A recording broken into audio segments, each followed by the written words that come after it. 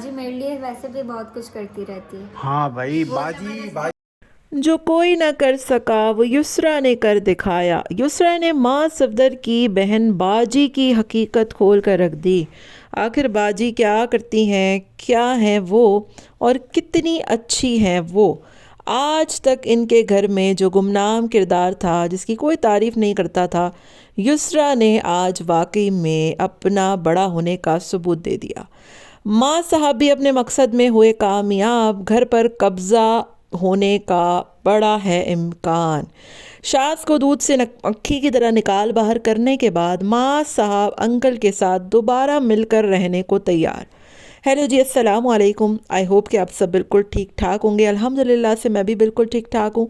Video start करने से पहले तमाम लोगों से रिक्वेस्ट है, चैनल को सब्सक्राइब कर दे, वीडियो को ज़रूर लाइक करें। सबसे पहले बात कर लेते हैं माँ साहब के हवाले से कि जब अलग होने का फ़ैसला हुआ था तो माँ साहब ने बड़े रोने पिटने डाले थे कि मैं नहीं हो पाऊँगा, नहीं सह पाऊँगा, नहीं रह पाऊँगा। बड़ा रोना पिटना, आंसू, ये वो, अलग रह रहा हूँ फलाना।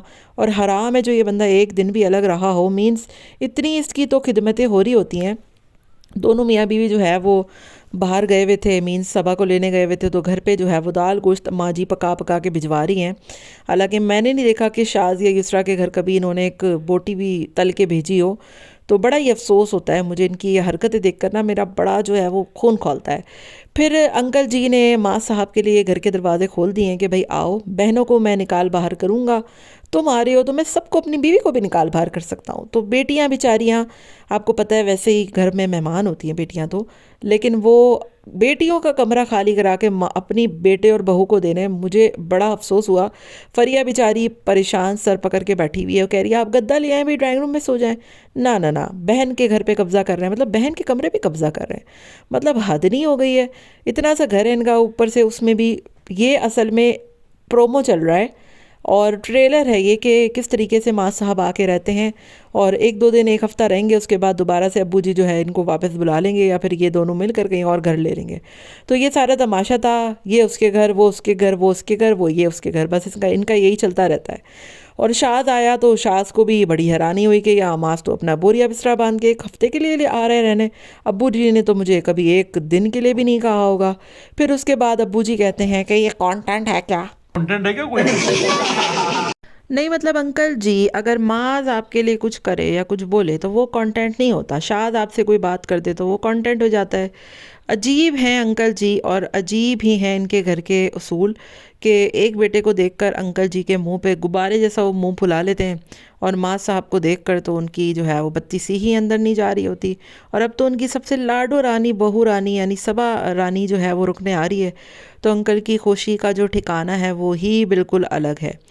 तो शाज़ को तो अंकल जी ने एक दफ़ा भी नहीं बोला कि आओ रुको, युसरा को बुलाया हो, कबीर का पूछा हो।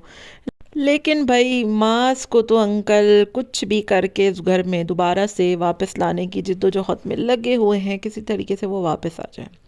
एनीवेज, दूसरी तरफ बात करूंगी युसरा के हवाले से कि काफ़ी टाइम से लोग कमेंट करते थे कि इनकी जो बेटियां हैं ना वो कुछ नहीं करती हैं, कोई काम नहीं करती। और अभी हुसैन और वो लोग जो स्कर्दू गए थे तो अब्बू जी अकेले थे, तो पित्ता बाजी, जिसको माँ साहब पित्ता कहते हैं, तो इनकी बड़ी बहन है, छोटी बहन है, ये आज तक पता नहीं लगा, लेकिन बाजी कहते हैं लोग उसको। तो बाजी जी जो है वो हिल के पानी नहीं पीती, अपनी बेटियों को सर पे बिठा रख, बहुत कमेंट आते थे ना लोग। तो इन्होंने कभी जो है वो मैंने नहीं देखा कि या तो माज हो गया या हुसैन हो गया, उन्होंने कभी बाजी के हवाले से कुछ बताया हो कि भाई उसने आज इतना अच्छा खाना पकाया या वो इतनी अच्छी कुकिंग करती है।